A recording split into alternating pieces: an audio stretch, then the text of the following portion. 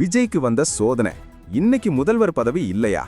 3வது தடவை ஆளுநரை பார்த்தும் ஏன் இன்னும் அழைப்பு வரல? அந்த 118 மேஜிக் நம்பர் பின்னாடி இருக்கிற ரகசியம் என்ன? தவக 108 இடங்களை பிடிச்சு தனி பெரும் கட்சியா வந்தாச்சு. ஆனா ஆட்சி அமைக்க தேவையானது 118. வெறும் 10 சீட்டு கம்மியா இருக்கு. காங்கிரஸ் 5 பேரு, கம்யூனிஸ்ட் கட்சிகள்னு ஆதரவு திரட்டியும் 116 வரை தான் வந்திருக்கு. ஆனா உள்ள பூச்சிக்கெல்லாம் கொடுக்கு முளைக்குதேன்னு சொல்ற மாதிரி IUML அமமுக பண்ற அரசியல் தான் இப்போ தடையா இருக்கு.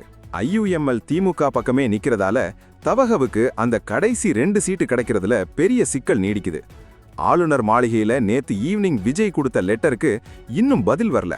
இதனால இன்னைக்கு சென்னையில பதவியேற்பு விழா நடக்க வாய்ப்பே இல்லையாம். இப்போ எல்லா கண்ணும் திருமாவளவன் மேலதான் இருக்கு. விசிக கை கொடுத்தாதான் விஜய் கோட்டைக்குள்ள நுழைய முடியும்.